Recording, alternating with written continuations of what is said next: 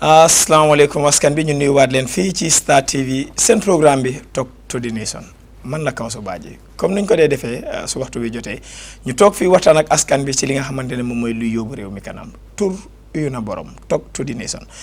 tey ci biir kër gi ñu am fi gan bi nga xamante ne probably gan la si plateforme bi on the TV but du gan ci li nga xamante ne moom mooy programme bi du gan ci li nga xamante ne moom mooy réew mi mooy lawyer Assane Martins honorable nekk na nit ki nga xamante ne soo waxee li nga xamante ne moom mooy loi xam-xam màcc na si ba also advocate la social activist la ak tamit li nga xamante ne moom mooy politicien la honorable ñu dalal la jaama ñu waxtaan ak askan bi ci plateforme bi di Talk to the Nation. waaw jërëjëf Kawsu nuyuwaat sa seetaankat yi say déglukat yi nuyuwaat la ci kër gi fii muy Star FM definitely di am mbégte after sa invitation bi pour mun a ñëw join la fii comme ni nga ko waxee ci plateforme bi nga xam ne mooy Talk to the Nation Kawsu mbégte la ci kaw leena am soo xoolee the theme mooy li nga lifine mooy Talk to the Nation. Even though we are talking to the nation ñun xam nañ ne déglukat yi am nañ seen xel seen déglu ak seen gis-gis loolu sóoraale nañ ko waaye waxtaan la rek pour nga xam ne mooy li nga wax nation si tubaab mooy mbirim réew. ba dama dee wax rek mooy ci gàttal réew dañ ko waxtaanee mooy origaay. waaw dañ ko pencoo duñ ko pàccoo sama boss panderi waaw dañ ko pencoo duñ ko pàccoo. waaye di kontaan di am mbégte nuyu tamit seen borom kër ma make disclaimer fii understand nga xam nga ñeneen ñi seen associations and so on and so forth but man in any platform I'm always objective si affaire yi réew la dinañ ko waxtaanee nañ ko war a waxtaanee ci yi nga tënka yi nga ponka yi nga am pour waxtaanee waaye di am mbégte rek di nuyu ñëpp nag jërëjëf Kawsu. Indeed honorable dinañ jëkkee comme ni ma ko waxee ñeneenti ponka lañ fas yéene waxtaanee ponka bu nekk nag dinañ si xuus yaatal si tuuti waaye ñu njëkkee waxtaan bi si lu anglais di wax li nga xamante ne moom mooy governance parce que suñ xoolee réew mi bii mooy li nga xamante ne moom mooy di third administrative bu si ñaareelu république bi lañ nekka depuis bi nga xamante ne dog nañ buumi njaam wala Gambia moom na boppam wala am nañ li nga xamante ne moom mooy suñ national anthem first pour ñuy déglu suñ ne li nga xamante ne moom mooy di national governance status of li nga xamante ne moom mooy national governance dinañ ci dugga ba bëgg nañ nga tënkal ñu suñ ne national governance lan lañ ci jublu. jërëjëf Kawsu laajte bi am na importance am na solo trop comme ni ma wax la advocacy ñun yëpp suñ rôle la mbéere yu ak journaliste activiste lépp lu ñooy def rek nañ xam ne am na ñu ñuy déglu te ñu see sóoraale xale yi di leen guide waxtaan bi yëpp ci loolu la respectfully ñëpp dañ dee am seen xalaat ñun yëpp ñu bokk ko Kawsu soo ne governance ci olof mooy lu ñoo ooyee doxalin te dégga ñun bañ moomee suñ boppa I'm just taking a perspective here bañ moomee suñ boppa depuis 1960 si tubaab yi amoon nañ premier ministre 65 ñeen ñu dugga into wala tubaab bi ooyee independence ñeen gën a moom suñ boppa Kawsu soo xoolee lan mooy governance mooy doxalin foo dégg Kawsu njëkka governance mooy li nga wax national governance dafa am mooy si réew doxalini réew waaye am na li tubaab di ooyee institutional governance xam naa dina ñëw ci loolu yooyu mooy kër yi naka di sections yi nga xam ne niñ ko waxee di departments yi nga xam ne ñoom itam si part of it but central si sa laajte bi Kawsu mooy national governance ba tubaab mi bañ jëlee suñ boppa ci tubaab bi amoon nañ fi prime minister governor general 65 ñu ne ñun ñoo moom suñ boppa 1970 ñu am constitution doxalini kon réew mi nag ñu door di ne dañ ko tënka si lu ñoo ooyee constitution governance nag soo ko waxee not only li nekk si constitution but in principle dafa am lu ko tënka te nit ñi dañ si bàyyi xel bu baax dañoo jànga ñun yëpp Kawsu suñ ne doxalin dafa am lu ko tënka li tubaab three important things dafa am suñ la joxee réew ki ko doxal dañ la wax leneen ko di nga am governance doxalin waaye dañ dem ba nga xam ne suñ constitution wala loi dafa ne governance am na mooy doxalini réew ndax moto dina am ku ko dawal waaye ki ko dawal driver ba loolu moo toog si boppi governance moom tamit la ñu ko daan ooyee executive mooy ki nga xam ne moom la ñoo dénka yëpp is almost lu ñoo ooyee power vested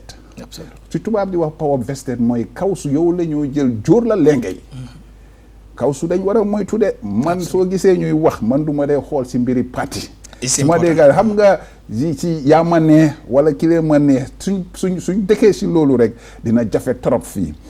governance bi nga wax ni mooy loolu doxalin réew nag li ko doxal comme moto la tànka yi ñu ngi fa yaram baa ngi fa understand nga toogu yi ñu ngi fa nit ñi ñoo war a dugg ci biir réew mi door di dem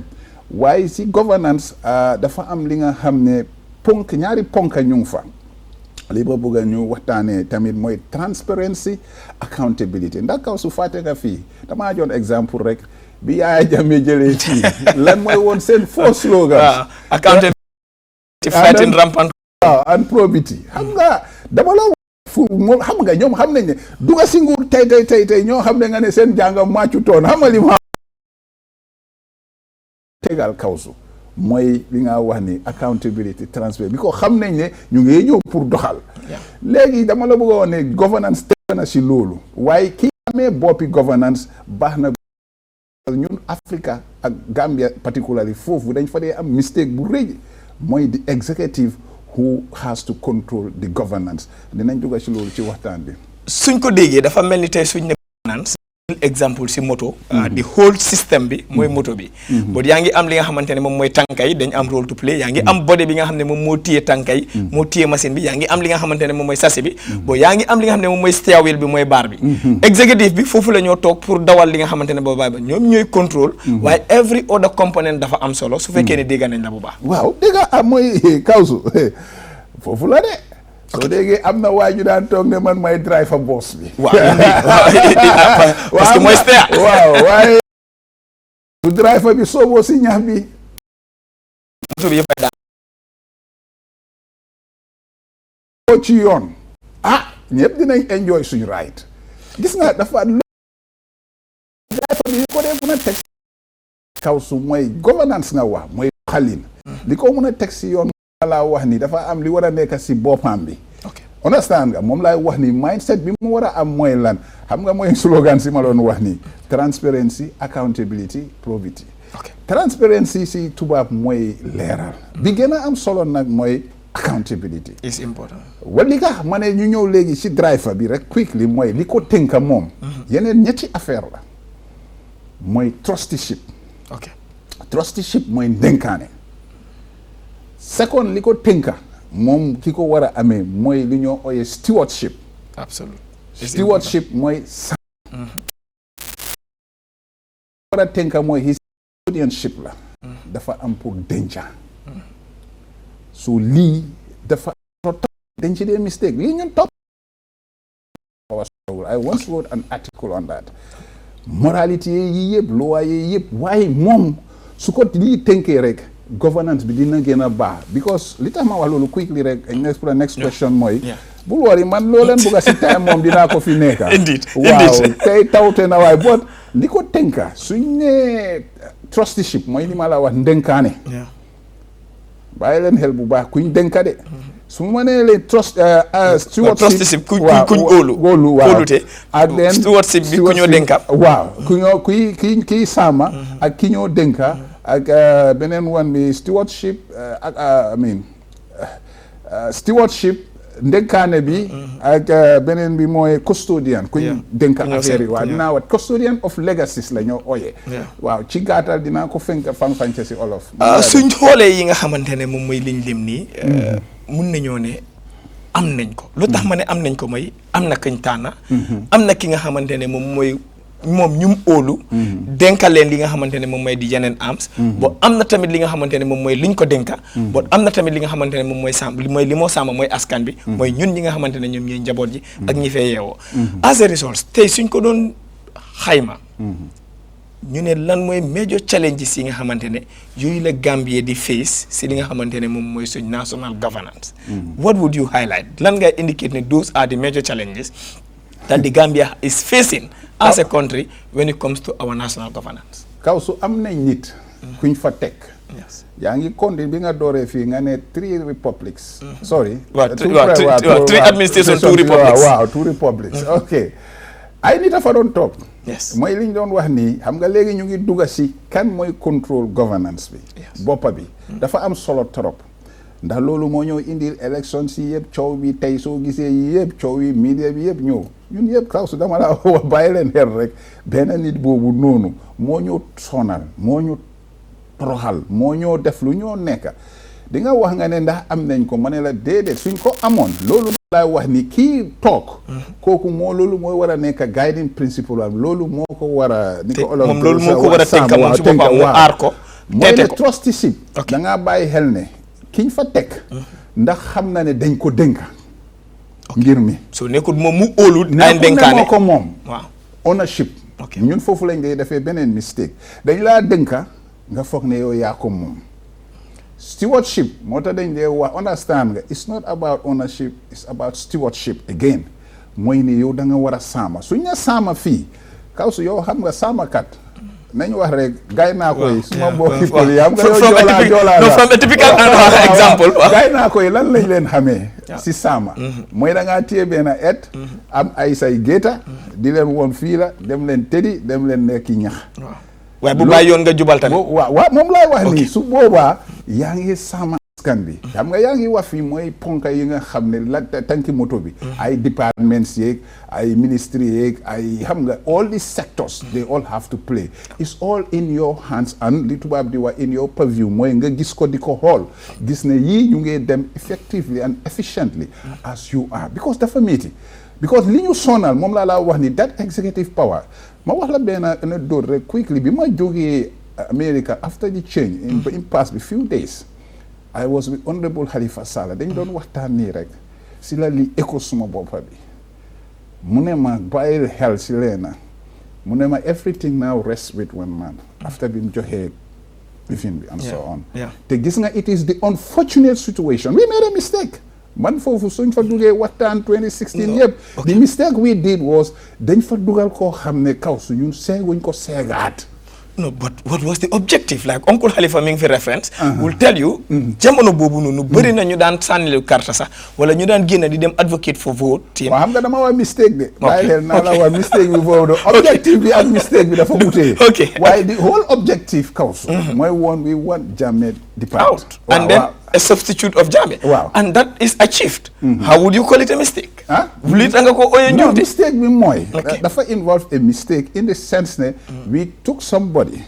understand nga seeguñ ko seegaat the mistake was we were in a desperate situation man somehow honest I'll kind of like own up to it because what happened with Transpire Council mooy the project of 2011 was accepted in 2016 which was the convention process and it was denied in 20 li ko gars yi dañ ko bañoon 2011 because of xam nga li ma wax ni affaire yi partisan may jiitu parti bi mooy de loolu dinañ si ñëw but li ma bëgg a tënk rek mooy ci gàttal mistake bi ñu def mooy li ma la doon wax nii di nga am governance xam nga da nga ne governance waaye lii toog si boppi governance mooy boppa bi te yow sa mbaxana bi boobu moo gën a am solo because kooku su tënkut ci yooyu understand maacut tamit ci yooyu problème la day indi so ñun kiñ fa dugaloon moom waxoon na ko lan la waxoon mu ne moom xamul nguur but the expectation is benn nit du doxal institutions mooy doxal li nga xamante ne moom mooy système and man am naa rafet njorta ne institutions yooyu noonu benn institution bu nekka moom joxoon na li nga xamante ne moom mooy liberté bi pour ñu ko jiite woon ñu doxal in fact am na ñi nga xamante ne dañ gëmoon ne loolu moo ñu yóbbee si luñ nekk su change bi amut su good governance buñ séntu woon amut ndax dañ ko mënoon a jël rek raba ko tënk ko ci benn nit te every institution is a key role comme léegi nii lañ wax kuy defar tànki moto bi su ko defarut mu quality soo fa defoon di best engine moto bi du àgga fu moo àgga because at certain load tànka bi dafaa toj kuy defar li nga xamante ne moom mooy check diw su defut diw di same thing ku war a def ndox su defut ndox so it means being the driver yow da nga am a role to monitor yooyu yëpp ndax jaar na yoon but ñi ko war a defar had the bigger role to make sure it holds dégg nga te li nga wax noonu nga ne lépp ñu raab ko teg ko dafa am li tubaab de wax kaw su xam nga ko ñu ne the buck stops who yes with the president absolutely dafa am fu yëpp di am waaw kawsu sarta réew mi nga wax de governance la de li tënk governance xam nga wax naa la mooy constitution bi executive power bi mooy tànnal nit ku correct xam nga yaa ngi maa wax affaire yi kuy change diw bee engine bee mécanique bee raskati moto bee ñëpp dañ ne nga tànna yow yaa am that privilege tey mu ngi daaxa nit waaw soo naana borom tànka bi soo nga waay fa borom kuy yaa engine bi mu ngi toog foofu understand nga dama la bëgg a woon rek gis nga dafa funny because lii dafa baax pour xale yi jàngee si comme it's important nit ñi xam nan na what was the engine of comme li nga laajte nii governance tey mu ngi ni daaxa nit parce que doole bi lañ ko jox so yaa ngi gis kaw mun naa fol léegi nag moo tax su borom tànk bi yaaxoo duñ dem ne tànk bi borom tànk bi rek yaa ngi yaaxoo nañ ñëw ci loolu moom itam am na lifin partially doomi réew dañ ko dénk waaw dañ ko ne defaral tànk bi oo defaral engine bi yow yaay machine bi understand nga wala defal welderman wala naka tôlier fii ak yooyu kooku dafa war a def tôlier bu baax waaye su deful tôlier bu baax yow la ñoo blame de yow mi nga xam ne xool li yow yaa responsible pour moto bi mbaa su ma la dénkee moto kawsu yow nga yóbbu ko tôlier man bi dem toj ko borom man maa la dénka moto rek yow nga yóbbu ko tôlier man bi toj moto bi yaxa fii yaxa fale man bi yow suma moto la dama laa blame den mun naa laa daaxa so it's short mooy da nga ne yëpp ñu raaba ko teg ko moom lay wax nii suñ ne in government décision si yëpp yow xam nga kawsu su jógee si suuf si kaw dañoo ñëw ba fenn ñu ne wat the buck stops here soo déggee loolu rek mooy fii la affaire bi am wateef bi àgg na si ndox bi mënuñ fee weesu waaw du mun a weesu foofu la am yow des moom juróomi at rek lañ si mën a dat président rek moo mun a wax ne fii baax na fii baaxu ndax tey su ne soldat yi génna leen su ne tëdda leen ama bugg a wax rek si lim contrôle waaw although people mooy fi ñoo ooyee the people they give the authority. Authority resides with the people. mooy si foofu nga jëlee sa nooki. mooy ñoom ñoo la di electorate. ñoom ñoo génnee teg la fa. waaye si gàttal rek mooy li nga wax nii léegi su joxee borom tànka bi which is the department ministry or the sectorial this thing pour ñooñu liggéey. we have also problems. di nga gis koo xam ne wéeram foofu la war a questionner balaa maa jël nit di ko def place question his patriotism. it's important. yëpp dafa maa gis nga governance dafa component bu rëy la. soo réewam. soo see ñu ne ku selfish. ñu ne kulum bu lalaal muumee ñanta nga ne kii ngole sotal. bari su kuy dugga si gaal. waaw ñëpp war nañoo am indi ne capitaine bi na mucc. gaal bi muccee capitaine bi mucca. dinaa daan dégg partenaires yi 6-7 years xaw ma capitaine yi gaal xaw ma naka tout ça. ñoo war a dugga waaye gis nga dañ war a bàyyi. yëpp dañoo wax back to the electorate. mooy ñi nga xam ne yéen ngeen xool def nañ fi erreur de. man loolu laa bëgg ñu daanelee si. waaw ok léegi. lan mooy rôle yi li nga xamante ne moom mooy gannaaw wan nga ne driver bi. dafa war a nekk nit ki nga xamante ne. mooy teg moto war a gannaaw moom. ñu ngi fi am système bi. am na nit ñi nga xamante ne sax ñu ngi ko criticize mooy ne ndax ñëpp a war a mun a vote ndax dañu war a tànn few individuals yi nga xamante ne ñoom ñoo am di idea to vote bu also sax ndax naka lañ waxee li nga xamante ne idea to vote lan mooy ku war a sànni ji carte kan moo war a tànn ndax because 18 years da nga bëgg a suffrage bi wala léegi dañ ko war a change to something because that is also one of the problems because tey jii nga def mainly a parliament to decide a president and then non ñu ngi ko gis in yenn réew te ñu ngi gën a dox réew mii nii because am na réew yi nga xamante ne nit ki tey jii mënuloo wax ku mel ni Kawsu Badji nga ne ko demal nga tànn njiit at the end of the day nga jox ma 4 people to choose from man sax dégluwuma kenn si ñooñu sa manifesto musuma déglu kenn sa campagne stratégie li ma wax mooy suma papa fii la daan faral fii lay faral wala man ak diw sangam ñoo jógee benn gox o diw sangam ak suma nijaay ñoo bokkoon school these are some of the parameters people are voting in the Gambia am na ku ma doon waxtaanal some time back mu ne parti sangam seen candidate bu ñoo munti taxawal 2030 it's not my problem waaye ko munti taxawal mu xam 2031 moom lay votal so kooku amul kola la guum wax na position am and bëri na ñu ko nekkee ñan ñoo war a tànn ak naka la ñu war a tànnee finally am na suma benn xarit dama ko laaj lu tax ngay follow benn parti du ma wax parti bi de mu ne ma man dama nekkoon school te dama nekkoon Blue House so waaw so the house matters waaw xam nga yaa ngi fàttali ko inter house inter schools and so on rek pour li nga lifin rek waaye balaa ñoo dem si loolu xam nga da nga waxoon affaire yi xam nga suñ ne driver bi rek président bi la waaye ñi ko war a jàppale ci comme li nga waxoon noonu quickly rek mooy ñooñu war nañoo am patriotisme bu mut war nañoo am incompetence pour suñoo doxal whether benn ministry la health agriculture you know what I mean defense whatever they are holding they have to have competence mooy mun ko yelloo ko mun a deliver ñooñu tam dañu am honors ñooñu sax ñeneen ñi fii Gambia xamuñ ne ñooñu they are presidents in their own right because dañ leen dénka département boobu pour ñoom itam ñu def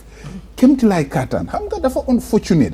most of these departments none of them can tell us a success story. déet honorable loolu soo ko waxee ñu bëri nañ ko yow every léegi 2 weeks yaa ngi déglu Mansakunda non indi Mansakunda ñu ngi déglu di success stories. What is their success story? Yeah. What is their success story? No, it depends on which department you're talking. What do you mean one? How many? You have 21 departments. No, man xam naa leena all the Mansakundas luñ fa dee wax yëpp success story la. Mansakunda no waaye dama ne rek jot taanal ma benn rek. No, it's not difficult. Reforms yëpp a flat. No, ma jox la léegi let's look at health. Waaw Ministry of Health. Council. Waaw de ma ne for example let's look at Ministry of Health. Example nga joxe. No, yow yaa ma ne ñu joxe example. I didn't want to mention any ministry. But now let's look at health. ñaata district hospitals lañ fi bill yi nga xamante ne léegi nii. soo demee in the provinces. almost every district bi nga xamante ne dem nga foofu noonu. am nga hospitals. nit ñi nga xamante ne even dañ la ko daan wax. dañ daan move seen nit ñi over 8 to 10 kilometers pour ñu am access to health care. so loolu njëm kanam. waaw njëm kanam la si tuuti if you can do a capacity of 100 Kausu you are very intelligent. And you only do 10. Yes.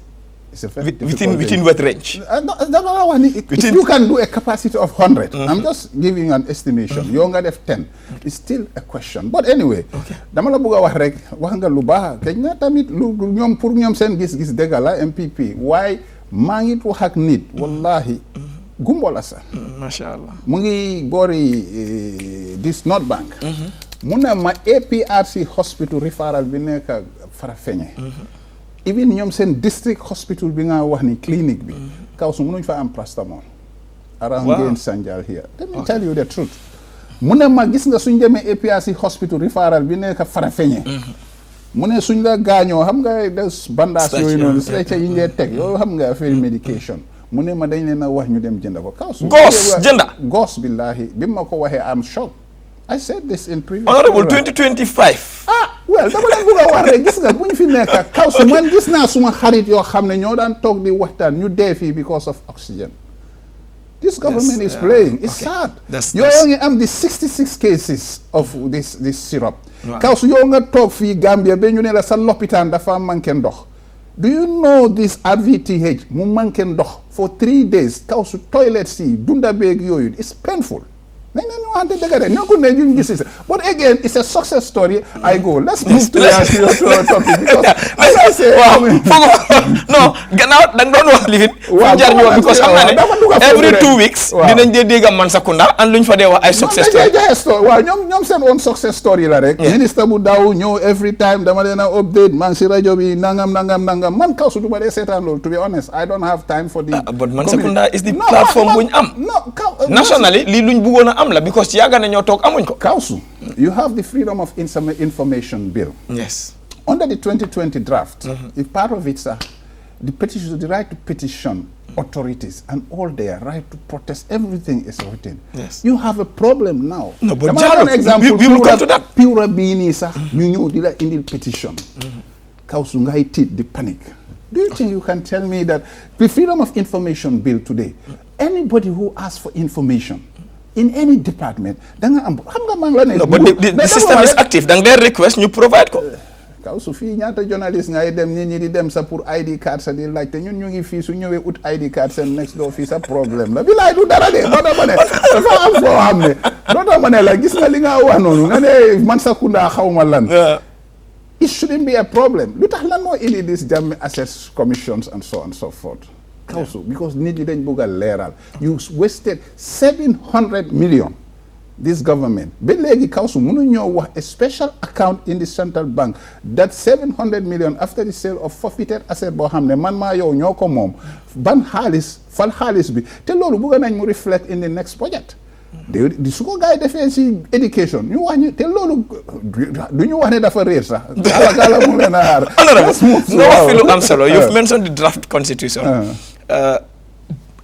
bëri na ñi nga xamante ne gëm nañ ne National Assembly bi ñoom bokk na si seen mandat not even gëm clearly bokk na si responsibility National Assembly mooy mu defar loi draft constitution bi ñu ëpp ci ñi nga xamante ne ñoo doon ut nguur 2016 ñëpp dañ wala ñu si ëpp dañ gëmoon ne 1997 constitution bi méngoo wut ak doxalini jamono ñu advocate ne dañ ko waroon a change ñu dugal ci xaalis bu bëri def ci consultation yu bëri mu ñëw fail ñu amoon opportunity bi this year si li nga xamante ne moom mooy 2025 pour ameen mistake si jàllalewaat beneen constitution ñu daaxalu li nga xamante ne moom mooy the previous or the 1997 constitution ñu defaat a similar mistake ba léegi 1997 constitution moo fi nekk lan mooy rôle National Assembly force si li nga xamante ne moom mooy constitutional reforms balaa ñu dugga ci each of those transitions ak nu mu fa demee interesting Kausu this was a dream prior in Jammeh days when the campaign was mounted. I mean, Jammeh has been here, joy to be barina, here be barina, and people were talking. Some of us did a write-up, I remember, back then in 2012, for a constitution to be written.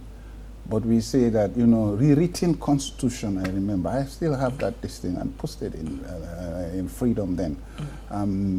You hear been one name, you bury Hilwola. You dig you over time, because we were looking far beyond. Understand? The Wangako, it was the Second Republic. Let's take a perspective here. 1996, Gambia, dugal nañ ci constitution bobu.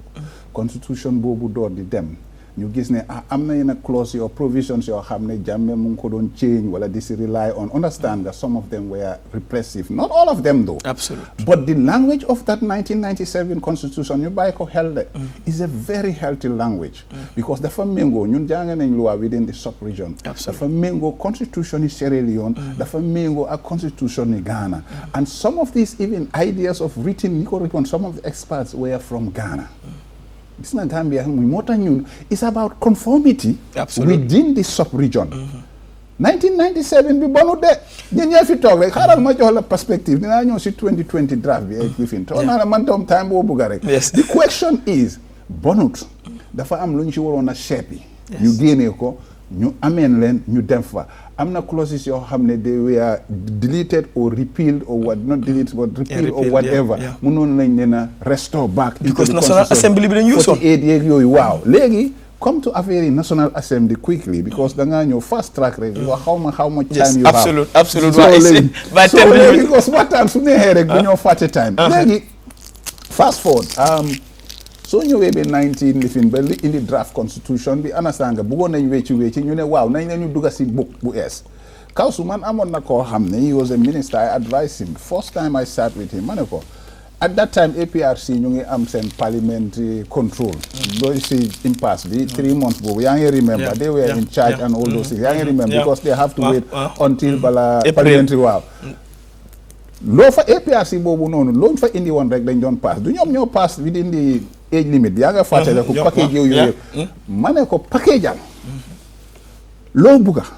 gis nga moo tax di nga wax noonu and I believe in it which is gis nga yi nga xam ne ne taxi department si ñooy gën a fail law the man himself and he has to take responsibility because ñooñu suñ demut liggéey kooku su nekkoon effective efficiency the same thing dinaa la wax ne the current Minister of Justice failed flatly about this constitutional issue. Man dama la bëgg a wax rek. we will come to that for clarity. waaw ok non man fii la fa laaj na la wax li tax. because advice yu baax soo ko amee. ak ñoo xam ne xam nañ réew ni moo doxee dafaa dem. Package. I told the minister, package. Fofo no, you're on the package maybe 1 or 2, which is age limit. Your interest issue because the vice president, you remember. No, but in fact, it was not even the campaign promise. It was never a campaign promise. The campaign promises were the issue of the term limit, were the issue of the 50. No, man, I'm going to put your link different priority. I know, man, I have a campaign promise. As soon as all the reforms say they're all flat. Biñ ko waxee loolu advantage boobu la amoon as a minister foo mën a demee di uti ay age limit ak yooyu noonu soo package yoon loo fa bugga as a sound competent minister damaa jël yëpp lu ma bugg a dugal understand nga advise the president very well because ñu ngi jógee at a heat of a change yaa ngi remember mooy li nga wax ni pledges yooyu yëpp da ngaa takkaan nga ne xaaral léegi mun naa fee dugal sa 12 amendments yoo xam ne dama ko binda yëpp ñu lifin ko draft bi yëpp mu jaala dugal ko si parlement du ñu doon fekk si lu bari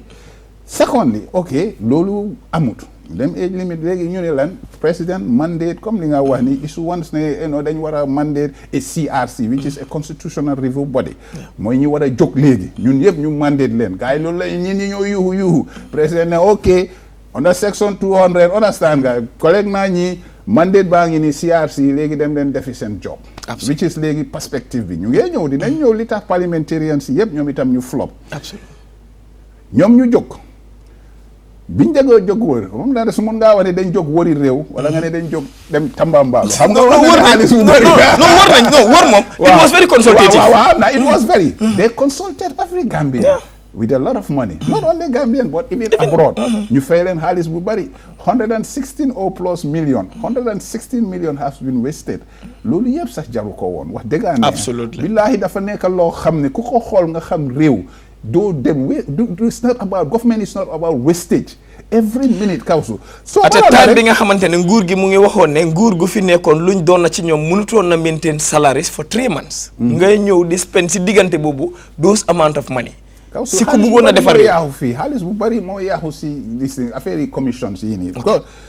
ba gaa yi jógee gaa yi dem wëri réew nga ne leen loolu nga leen mandate ñu wër Gambia ba pare dem lekk padiyam sorry to say why they were good people though no it was national service and you have almost about 5-6 lawyers it was the national service so dama lifin rek léegi bi gaa yi wëree Kawsu what did they force do balaa ñoo dugga si sa following up question dañ dem ñu ne leen mandate nañ leen dem leen waxtaan ngeen indi xalaati nit ñi ñu boole ko ñu tënka ko def ko a new draft constitution because dañ bugg a 1997 bi teg ko fali ñoom ñu def loolu li ñu fi nit ñi war a bàyyi xel mooy the first draft 2019 I have a copy maybe you have a copy no I do balaa ñoo ñëw 2020 draft I have a draft the 2019 draft I have the report of the 2019 draft exactly yo léegi ñoom ñu report ici waat ne dem nañ wër nañ kan lañ ko teg ñu indilaat ko to the executive foofu mooy woon the opportunity pour ñoom itam ñu toog ñu wax seen buga complete buga foofu dafa bàyyi xel de nekku ne rek dama gisoon ne rek affaire yi 2 term limit bi rek booba gaa yaa ngi dëpp waaye ñoom tey am na lu bari lu ñu rees si 2024 bi boobu mooy problème bi soo ko reesoon si 2021 they have an opportunity xam nga Kawsu foog nga xam ne nguur di doxee foog nga nangu give and take at some point in time lobbying is part of it waaw non yoo xamoon nga what they call the consultation process ñooñu dem nañ ñëw wari nañ indi jox nañ la ko executive demal nga am sa expertise yi xam nga si ministry bi kan nga bëgg a consult lan mooy affaire yi agriculture ou affaire yi health understand nga affaire yi rights yëpp yow government nga binda ko soo ñëwee su doon ne even ne sax yow 2 term clause boobu mooy sa problème sax understand nga joxe ko mu ngi woon di first draft 2019 draft léegi yow defuloo loolu defuñ loolu ñu jëlaat rek 2019 first draft ñëw na ñëpp gis ko Gambia constitution the next thing ñu ne ñi defaat CRC again nga ne leen léegi ñun def nañ tumool jox ku nekk joxaat naa xelaat CRC bi dem baag damuñ wari de dañ dem toog di again editaat defaraat yëpp setalaat bi ko ay pare ñu ne ñoom suñu liggéey fii la am mooy di final draft léegi mooy ndaka 2020 draft loolu nag mooy ñoom tënk nañ ne léegi fii la Gambien si lii lay Gambien si bugga boobu nag léegi si waxtaan bi fi nga lañ enu nag wala mu dem si parlement bi. léegi nag mu dem foofu. unfortunately kenn loolu kenn du fortunate. unfortunate ñaari draft yëpp it is an unfortunate situation. honorable lu tax ma ne it is an unfortunate situation. wax nga ko fi. xaalis boobu could have gone a long way. in transforming the Gambia significantly. in the other sectors. dugal nañ ko foofu because am na ñu gëmoon ne 1997 constitution bi dañ ko bëggoon a éliminer génnee ko ci history bi.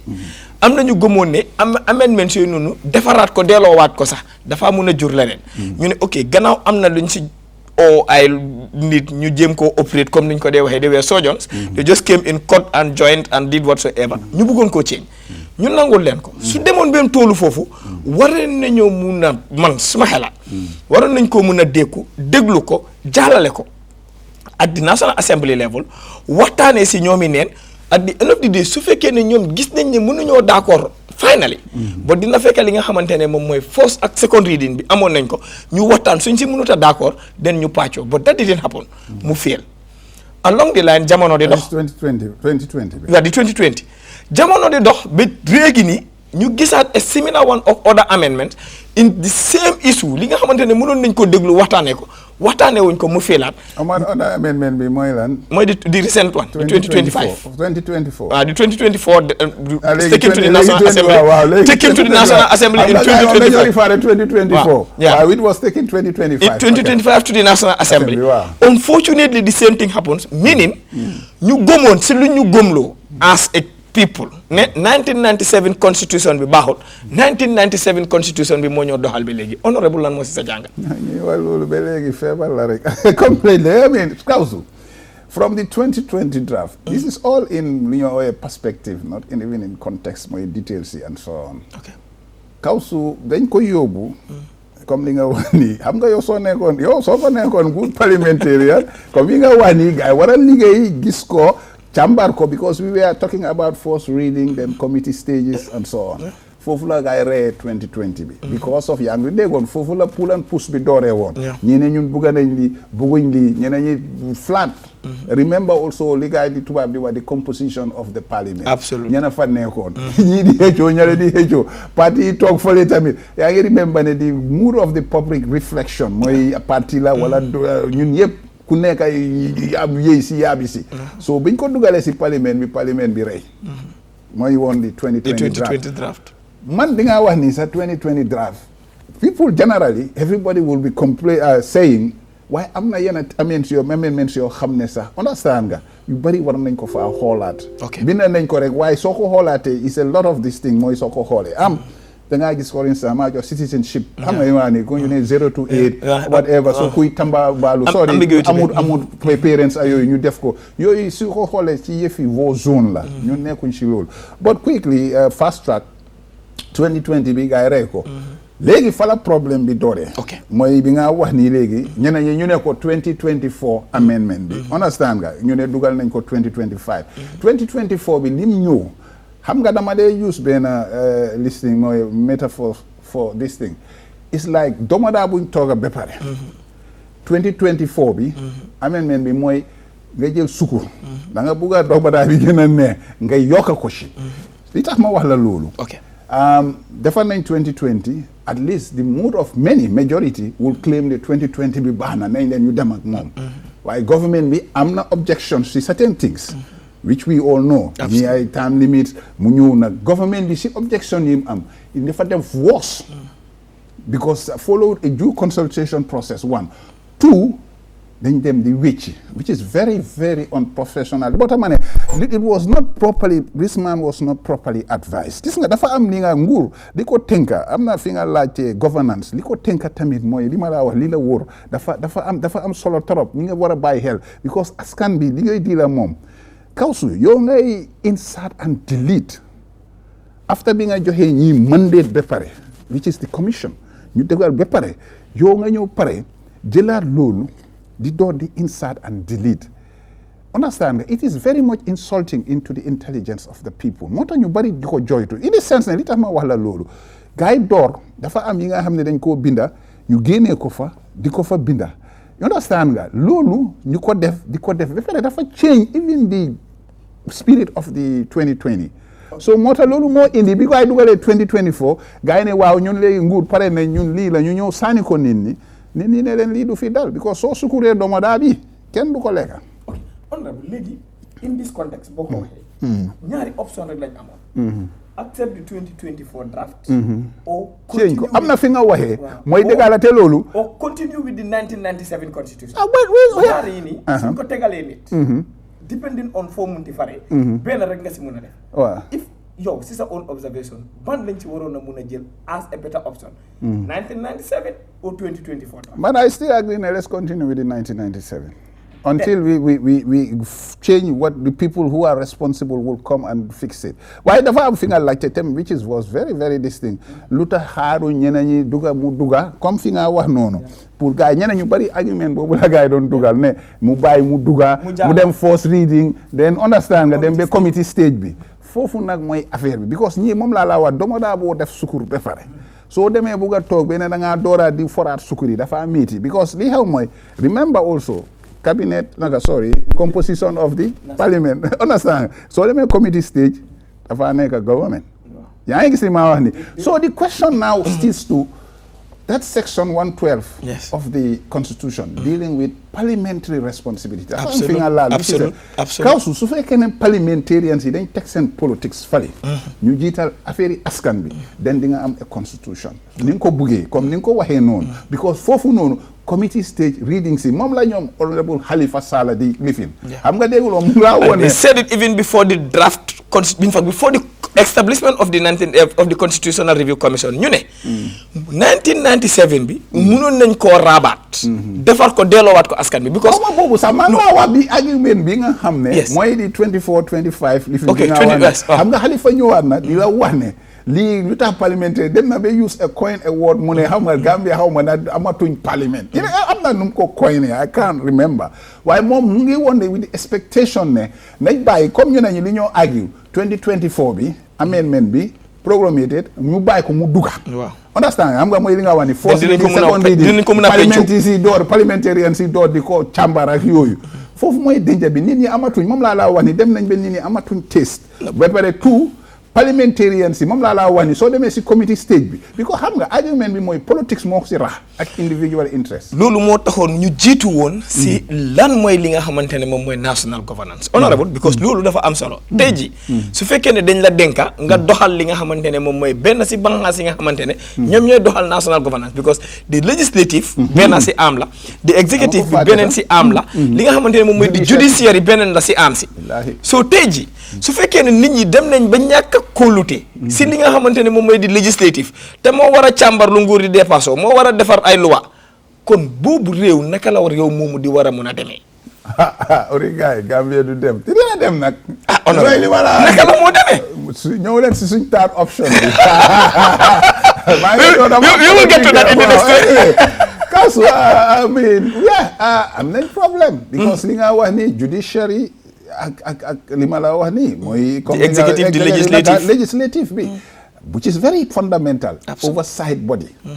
Council gis nga ku read constitution bi gis nga constitution saay boo ko read spirit bi nga am mooy da ngay am nationhood spirit mooy patriotism nationalism bi nekk foofu bugg a doon doomi réew exactly mun laa woon ne MP even though they come from parliament they come from parties saay bu nga xam ne affaire yi réew teg na dañ fàtte seen parties lii mooy is central if you go to section 112 you know what I mean it is there seen function ñoom soo demee 102 di nga ko fa fekka mu ngi laa won ne they are to review def work approve understand nga oversight functions waaye ñun dañ ko manqué suñ most of them ñu nga xalaat moto wala solu ak xam nga xaalis bu ñu receive si salaries allowance yii moo fi xam nga dañ war a wàññi wastage ok back to li nga wax judiciary bi the same thing today you know people start complaining people are chow ñu ngi gis ñu ne salary increment mu ngi ñëw xam nga Council foog nga meeso dëkki ndóol la dafa métti Gambia dëkki ndóol la ñu bari ñu ngi xam nga li ma ñu ngi struggle am you know access to lot of things health motor transport people are struggling in fact li ma de wax a country without a minimum wage soo bëggee fay ñeneen ñi leneen lii moo dee cause nit ñi dee dem di sàcca because these are the only way out soo ko yaakaarewut fii sa xam-xam ak sa doole lim la may ngay dem def ñu mun a sàcca si pen bi ñu sàcca trou di pen ñu mun a sàcca jaala këri jàmbur de du daal banxaas yi nga wax yi banxaas yëpp dañ war a effective efficient understand nga ñun tey some of us we are in the judiciary the stagnation in the cases sort of things don't change understand nga moom lay wax ni is there is happening Gambien si ñu ngi koo gis but I have to pull out their weight mooy li nga wax noonu rek di nga jël nit nga tànn ko nga ne ko doxalal ma lii kaw su ne ko deg di ko def properly you know ndax yow tam doo jël responsibility ko war nga ko seetaat na kii jar na fa mu toog fa wala nekku fa mu jar fa wala ma changé ko te mu ngi ni daaxana nit so it's a very big challenge on him and everything the buck stops with him moom la ñoo blame Kawsu moom moo laajte because tamit dafa dugal application am waaw so di bi toog naan nguur gi moom a ñëw fekk si non absolument dafa wër réew mi campagne mu ngi neex mu ngi toog fàttali naa ngeen déglu seen programme bi di ko seetaan di Talk to the Nation fii ci Star TV ak li nga xamante ne moom mooy si Star FM radio ki nga xamante ne moom mooy gani bés bi mooy honorable lawyer Assane Martins ñuy waxtaanee tolluwaay réew mi ñeneenti ponka lañ tànn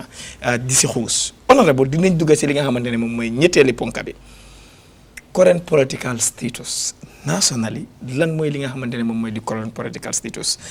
xam naa ne am nañ ñaari candidate yi nga xamante ne yooyu confirm nañ ko NPP wax nañ ne am nañ seen candidate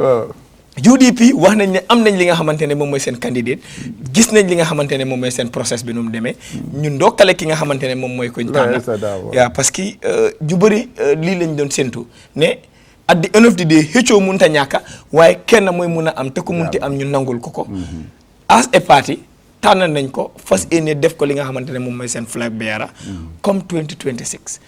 but generally lan mooy political status bi waaw am na solo trop soo gisee ñu ko discuss all these people are claiming stakeholders lañ in our this thing Kawsu loo gis rek ñu ko waxtaanee mooy rek si njëkk teraanga objectively lii yëpp it doesn't matter which platforms and so on you know we are all trying to make sure mooy li nga laaka ni dëkk bi dem kanam suñ politique because dañ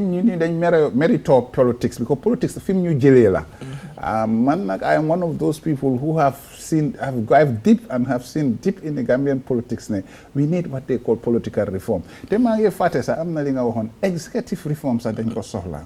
mooy lifin pour powers yeeg yooyu noonu xam nga ñun dafa am lu ñoo toppa naan reform lañ li but even the executive powers we need to reform it foog ñu xoolaat ko jëfi doole bi président am ak yëpp dafa am pour ñu seegaat ko although some of those issues ñu ngi si 2020 draft bi waaw they are there but dañ ko war a def thoroughly gis nga Kawsu looy def rek def ko ba mut sëg back to your question the state of our politics today tey ndokkale nañ congratulations to lawyer Ousainou Darboe when I said it anything is there so as long as they are processed they have their internal process they have their internal selection def nañ ko ñoom niñ ko defee fine we there finally gégg na a lot of ambience and so on and so forth waaye dañ am pour moytu bu baax nekkul pour moom ñoom itam NPP ñu ne président yooyu jànkuwante la ci lifin bi ku nekk stakeholder nga but remember Kawsu Gambians are the biggest stakeholders. Absolutely. And there are also some other parties, small, sorry to say small, but some parties that's very true. Ku fi nekkul small dama la wal nga am percentage bi nga am. No xam nga. No dama war rek ne. Ay parti ku bëgg nit yëpp nit lañ nangu nañ ko waaye nit ñëpp a tollool soo ko waxee tooñ ñeneen ñi. So parti yëpp parti lañ ñu nangu nañ ko waaye parti yëpp tollool. Percentage bi nga am moo ñu ne la small party. Absolute. Kawsu man yaaga naa si dama tooñ ñi rek but again li nga wax the state of our politics Kawsu everybody ñu ngi look forward to 1 year and 2 months to go if not for 2026 December to have an elections si njëkk ak taranga yëpp dañ ko war a lal si yoon ñun am na time nga xam ne dinañ génn si dinañ address the IEC yooyu yëpp ñu bàyyi ci xel it's part of democracy Kawsu lu bari dañ ko doon xeex gis nga man foofu laay waxee some of these things is a legacy xam nga maa ngi laa doon custodian of legacy ñu bari ñoo dee su doo demee ba ñoom naka Edward Francis Small xam nga ñoom John Colley Faye ñoom ku nekk am nañ fin ba ñoom Bah Jahumpa ñoom Jawara Père Sanja ku nekk dafa am legacy bi nga bàyyi réew muy filita moo tax kuy ñëw always da nga loolu custodian da nga bàyyi xel ne am na ñu fi jaaroon but again back to the state of today confirmation for instance if not ne ñoom ñooy nekk flag bearer but we have still long way to go secondly what has been the drama there understand nga we had it understand nga nekkul ne dara fu ñu analyse ñu seet ñun moom laay wax nii man duma dee bugg a xëj na fii leneen la but no the platform is very open and I know waaye li ma bugg a wax rek mooy bugguma ñu foog na ak leneen la but Lawyer Darboe is congratulated. They have their flag bearer. Some of us, we have said, I have stand for instance, even if it was these two candidates, which is Lawyer Darboe and President Addo, hamga moy limala wani back to limala don wax, the executive power vested into one person. Fila Gambian si de rere. Okay. Kan nga wara am benn doomu aadama la de dañ ko jox lenge yu garaaw sax. So moo tax ñu war a bàyyi xel ëllëg man li ma xool mooy comme ñoom ñaar yëpp nekkoon nañ si nguur. Seen performance definitely standard bi mooy yu bëri soo ko xoolee lapses boo tax fi bu dee dugga tey fii pour point out ñoom yëpp fuñ jaar seen fault si xam nga di ma biñ fa nekkee kii nekk na fa 2 years bàyyi keneen ki ba léegi mu ngi fa 8.5 years problème. waaw li xew mooy rek Gambian si dañ war a bàyyi xel ne man soo ma waxee ne comme ñaar ñii damaa wax Gambian si they are not our solution if you are ask me. so ne they are not our solution. ñoom ñaar muy parce que waaw already comme ni ma NPP ñoom confirm nañ seen candidate. UDP tamit tey. waaw ñu ngay ñëw. maa ngi wax Gambian si ne ñaar ñii duñ suñ solution. lu tax in the sense ne waaw. they have been there. I mean, let's analyze generally and also let's talk about what the facts are, for instance, in their terms of governance and administration. Okay. Because ñoo fa nekkoon am nga yaa ngi doon wax doxalin. Ku nekk amoon nga rôle bi nga fa doon def. Gis nañ also what was their characters in government. Understand nga? I will always look at them, they are the same school of thought. Okay. Fii Baro waxoon na mu ne kan mooy godfather mi. Political godfather waaw. Mooy kan? Mooy kan? mooy paa bi mooy Ba Ousseynou. mooy Ba Ousseynou. waaw léegi. gis nañ fii affaire yi 5 years yi affaire yu nekk Moses fii yooyu yëpp. dégg nañ ko 3 years to 5 years. 5 years to itam toog na fii politique su la neex nga oto sanga li ma wax nii gis nañ fii lot of things in terms of his faults jaar na fii jaar na fële. I mean audit report si ñi opinion la dem nañ joxe security pour xam nga yooyu yëpp dafa am. honorable xam nga li ma ba ma fi dalaloon benn team li ma leen waxoon ma ne.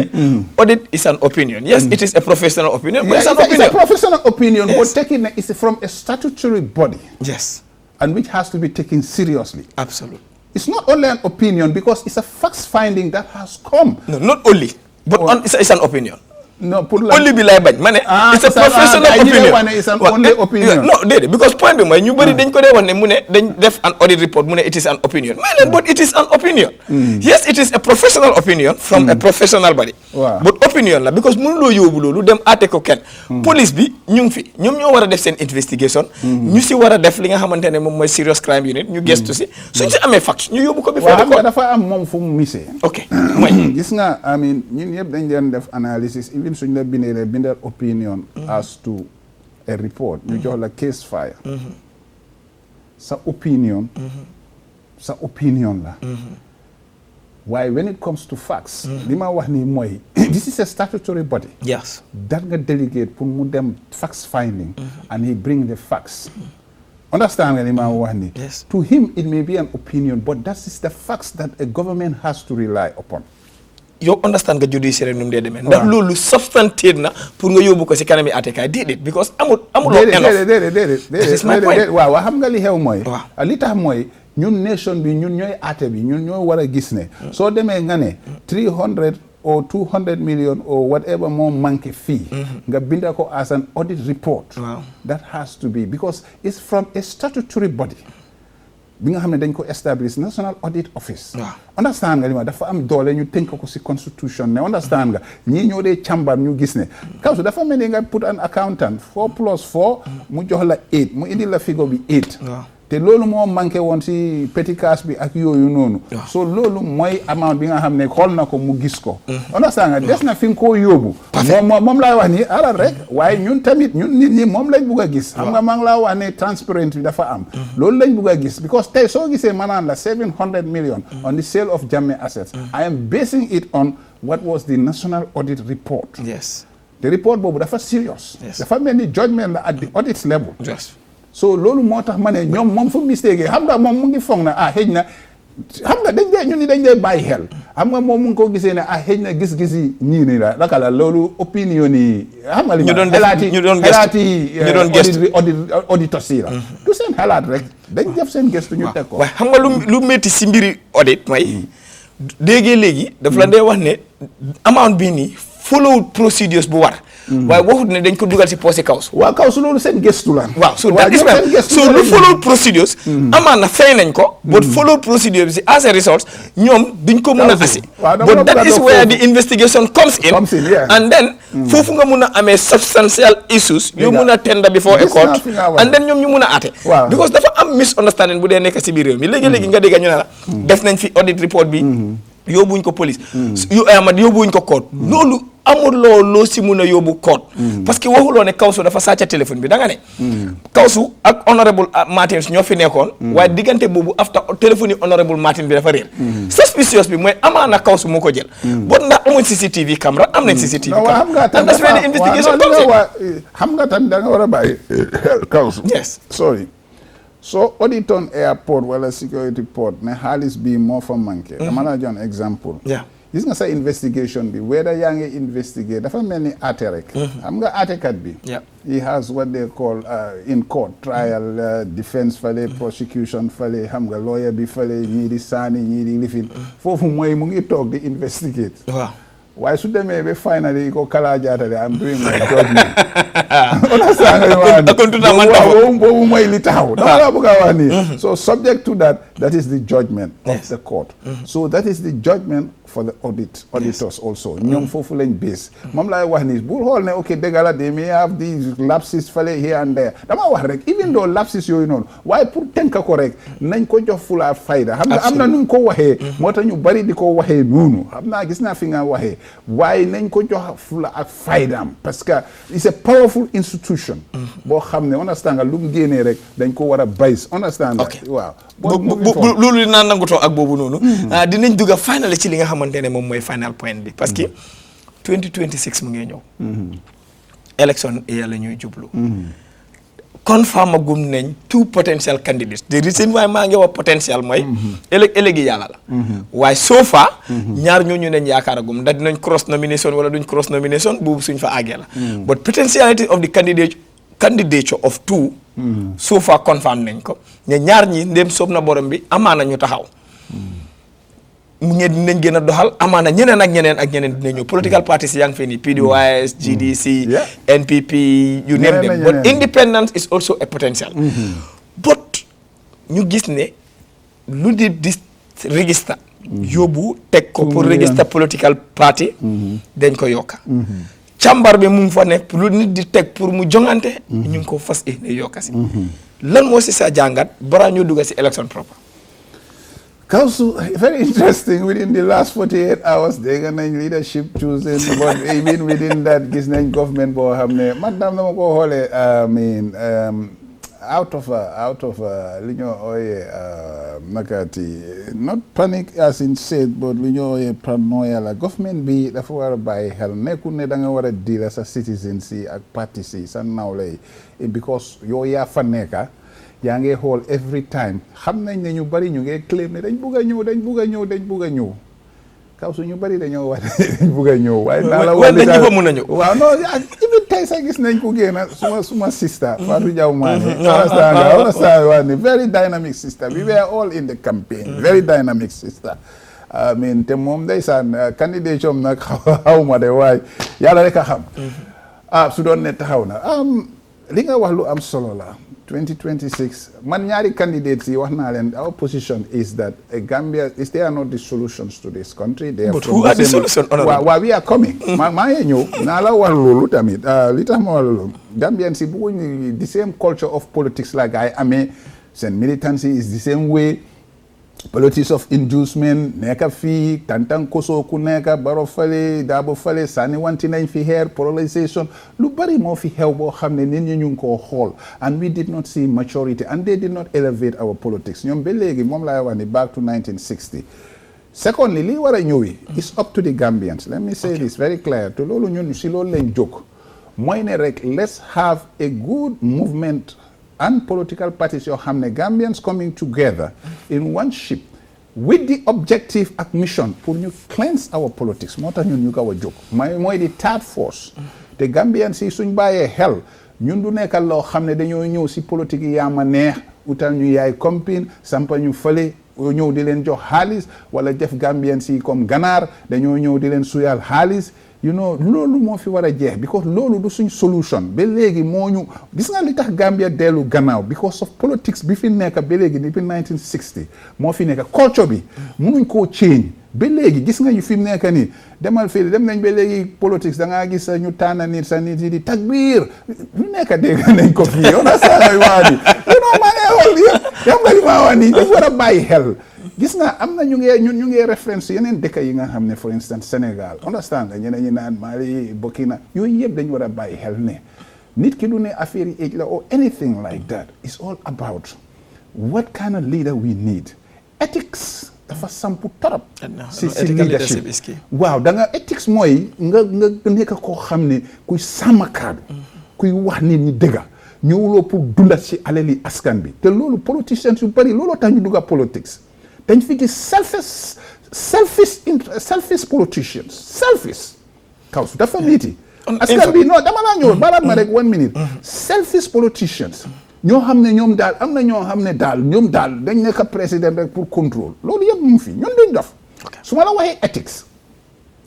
ethics mooy nga nekk ku mandu nit ku mun a isi tamit reconcile dëkk bi dafa dëkk yaa ngi gis resentment si we have an issue with ethnicity kaw su li nga soxla Gambia li soxla mooy suñ tolérance for interfaith moom mu ngi xala wàññi waaw non ba pare sax is tribalism is becoming not only with party but maa ngi laa wax within the communities understand nga lii yëpp kaw su ñun yëpp dañ duggoon si classe suñ gisaan dama li ma laa wax ni it was one Gambia ku nekka ñii yëpp jabari soose ñun yëpp man ku nekka dafa rax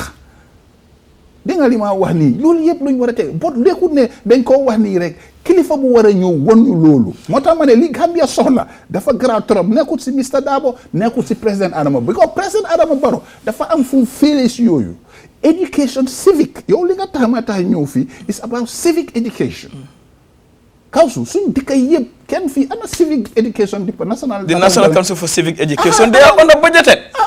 so National Assembly no honorable xam nga man nag leen na lay wax moom ku amul lum dépassé pour def advocacy lim dépassé mooy lim fayee ko salaire soo ko ne mu demal la si province bi projet la moo xaar but benn mbir bi nga xamante ne yaa ngi ko jotoon na juña and then bugga naa ñu yaatal si ñun suñ defoo suñ studies dañ day gis mooy problème yi Gambie bi yëpp dafa mel ni ñëpp wul teel yu ne diw dafa war a jéena man maa war a toog waaye kooku ni moo doxalee noonu la ñoo doxalee kenn asiwut fi lu ees. si election si yeah no in fact when it comes to the presidency because dafa mel ni people are only hungry to be president but what they have is exactly what is existing. foofu mooy the other issue mooy ñu fi try on something else different mënuñoo am the required votes mooy PDOIS ñoo fi toog ne duñ joxe duñ induce duñ def li I mean you and I know ñoo fi jiitu political parties yu bari nit ñi faale wuñ leen that is it so yéen luy war a tax yéen ngeen yaakaar ne soo leen ñëwee absolutely soo leen ñëwee with the same method dinañ leen bàyyi xel kon léegi am nga kawsu am nga dama lay wax ne da nga am old edition so amee si book si a new edition absolutely yes so old edition yi dem na 10 years 5 years a new edition is coming. Okay. Moo tax nit ñi dañu war a bàyyi waaye li nga laajte am na solo trop. Whether Gambians will buy into our project. bi ñoo wax nii because Gambians yi already ñoom ñoo war a xam. If you are not fed up, let me talk to Gambians. If you are fed up with President Adama Barrow, with the political system within there, and you are fed up with the UDP, with what they are doing, and fed up with politics, come to what they call the third force, because our mission is to cleanse the politics, elevate it, to make it a politics of oriented developmental politics. La ñoo indi ñun pour ñëwuñ fi pour lifin dañ ñëw pour nga xam ne institutions yi dañ leen a defar dañ am mission. ñëwuñ fi pour politics nakaati riibal nguuru xam nga chairman de yaay compine bi xam nga li ma wax ni induce them di lifin déedéet moo tax ñun suñ mass gi dañoo jàngal xale yi this is why we are engaged. I am engaged with the youths even with Gala and everybody wax naa leen ko network today for any future dictatorship. Okay. Even a council may come to be a president, Assad may be a president. You, the youths, network back to that two fundamental pillars. Okay. Transparent and accountability. Because yena fa tek tay ñom ñoo bari. Bu len fi politician dañ nekk di len nax xam nga yang ko wax fi naxate bi dafa bari. Because it's the same system. Waaw the same system maa ngay ñëw. Loo tax ñun ñoo war a dépasser loolu tey dama laa joon exemple ñu ngi ñeneen ñi ñu ngi xool Sénégal. Because li gars ñëw nañ ba ñun laa wone la jubal jubanti. no ba gëm-gëm la. buñ pare pour mu dooree si ñoom. Gambia ñoo njëkk a def change waaye gëmuñ change bi war a dooree si ñun. we did a similar thing. in 2016. asi nit ki nga xamante ne jaarut si politics. ñu teg ko am yaakaar ne some of these issues yu ñu waxoon. ñu dig ñu ko dinañ ko def. defuñ ko lii war a tax Gambien si am yaakaar ne yéen soo leen ñëwee. di same promise di ngeen ko def waaw moom laa wax nii. xam nga in 2 years léegi yaa ngi gis jubal jubanti mu ngi dem. in Sénégal because they believe in it. waaw moom laa wax nii. we have to believe. xam nga loolu li tax mu centre si loolu it centers on few people Ousmane Sonko moo tax ñeneen ñi dañ dee def mistake foog na ne da nga young affaire bi du young ak old rek it's about the character the good judgment the ethics Ousmane Sonko was nobody he was dismissed from government cause xam nga li tax jubaayam ethics dafa am ñu defar bu pare Someone once told me that you're too honest to be in this project. That was the crime. That's what it is. So, kooku loolu la ko gaay dem jëlee. Imaginal de ne ko kaay nga ñëw ankal ñu nga ñëw nekkal ñu a leader. Because of the ethics. moo tax waa ji understand nga moom laay wax ni fu mu wax dafa am kilifa dafa am kilifteefam dafa xam nga li ma la wax ni dañ koo déggal. dafa ñëw foofu di leen jaay solu or whatever xam nga di leen jaay maa Philippine wala daa wax non dafa am lu nekk si moom xale yi suñ ko gisee yaakaar la trusteeship kii suñ ko dénkee du yaaxa kii suñ ko dénkee suñ alal du ñu jaay fii. that is my point honorable loolu mooy wax léegi non dama bëgg ñu leeral fii position boobu noonu yaakaar la nit ñi am si ñooñu ñu gisee ko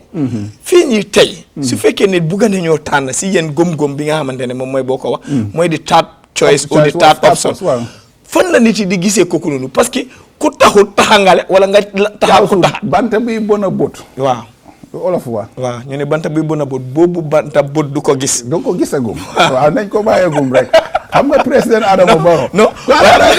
ok jamono Yaya Jammeh ñun ñu doon xee dama daan toog ak ñoom Panderi dafa li tax ñu bari dañ dee wax loolu président Adama Barrow in 2015 ku toogoon di wax Yaya Jammeh ne ku tudda Adama Barrow moo la ñëw génne si understand nga we waited until like but something happens waxara rek surprise element because ñun yëpp we were timing there was a timing here the surprise element was at the last date 3-4 months si la ñuy jóg pexe yëpp ñëw ñu génne ko fi understand nga waaye dama la bëgg a wax rek back to it xam naa fi nga waxee dynamics yi xam nga yéen yëpp yéen a ngi yàkkamti nu yàkkamti wu because they curious waa curious bi moo la ok waa dégg waa curious ak yàkkamti pour mu génn non yàkkamti wuñ sa de because ñu ngi xel ñaar ndax dina am waaw dina am moom la because point bi mooy pour nga génneel ñu ki nga xamante ne réew mi la moo jiital gom réew mi te bañ a jiital boppam ak ñi ko wër si biir réew mi fii wala bitim réew mu nekk doomi réew waaw léegi ñun moo tey suñ xel moom laa wax ni waaw ñun ma wax la leena ñu ngi liggéey xam na foofu la wax bi ñëw ñun ñu ngi liggéey tey soo ma laajee sax am na dooragum nañ si suñ movement levels ñu ngi pare si pour oote something loo xam ne understand nga xam nga nag nit ki doo mën a ñëw nga wax sa secret non bu secret bi waaye man dama la woon ne dama daan waxtaan si plateforme yi pa yooyu noonu di leen ne first phase second phase there is a way we go gradually nekkuñ fi nit ñi dañu pressure ñu dem rek for benn nit rek ne ko ñëw la déedéet we have already written some of us like if you need our NAC bi ma doon launch NAC we written something called what they call Agenda 2026 and am na ñeneen xalaat yi nga xam ne dañ ko faa dugal te ñu ngi wax foofu noonu loolu suñ bos la in a way dama la bëgg a wax lu clair that loolu document la bu nga xam ne dañ ko binda tënka ko waaye loolu after loolu am na loolu rek la am na ñeneen ñi nga xam ne groupe si pour wax nit ñi rek waxtaan nañu ak lifin am na interim committees ñu ngi build up lu bari li ñu doon xaar mooy UDP ñu jël seen matuwaay but léegi gis nañ ne comme tey congratulations Lawyer Darboe so ñu itam xam nañ what is going to be our next move when are we going to call is coming when are we going to launch is coming foofu tamit suñ paree yàkkamti wuñ si yëfi leadership. Yes. Because ñun li suñ mission du affaire leadership moo tax ma ne kuy ñëw naan ñu da nga ñoo jaay yëfi président wala da nga bugg a wut waa fi nekka da nga sonal sa boppa because Kawsu am na di nga mention fii the greed for presidency. Hungry for presidency ñeneen ñi suñ bàyyee xel. I want to be president by all means. waaw ori waji mu ne bañu ma ko bokka waaye man naa bokka. Kawsu dafa am kuñ mu soona demal waxtaan bi mu ne ma moom la mu bëgg rek na jiitu rek ma ne ko yow nag léegi yow faalewuloo sax asan bu yaaxa sax asan bu toj ak yooyu problème la. This is a typical Gambian situation. waaw ma lay wax ni léegi. and loolu moo ñu yóbbee si fuñ nekka. let's rise from it xam nga dafa am li nga wax moo tax moom lay wax nii. nit ñi seen bot daf dee ibeeku de xam nga gis nga Sénégal dama la jox exemple jamono Macky Sall. xaalis moo daan dox si politics. yes to be honest. yes. Ablaye Wade moo ko yar dafa dem ñoo waa libre ñoom ñoo dem understand nga di dugal fii Karim yaa xaal understand nga milliards yi door di dugal fu nekk left right and center. Macky Sall being a product of Ablaye Wade. copy and paste waaye fu xaalis dugal ba yow Sénégal yu tasaare yëpp. but again ñii ñëw nañ moom laa wax nii within this space because mooy eewute nit ñi. mooy li ñoo def nii. yaa ngi am mu ne Panderi ne naka la soowam bi tudda. di Wake Up Gambia. da nga wax ko bu baax. Wake Up Gambia. eewuleen fu jàpp ay Gambian si. na Gambien bu toog foofu ne ma man eewuma. well no problème nga ko. no but honorable that is where the problem is. mais ma gom naa ne Gambien si eewu nañ eewu boo xam ne. léegi ku leen tegal lu baax. ak lu bon si politics. yéen war ngeen koo xam. Gambien si eewu nañ eewu boo xam ne. politicien bu fi génn ñëw di leen wax naxaate ñun moom dañ toog si suñu ruxay ñun si koona bi lañ toog rek pour cross ball yi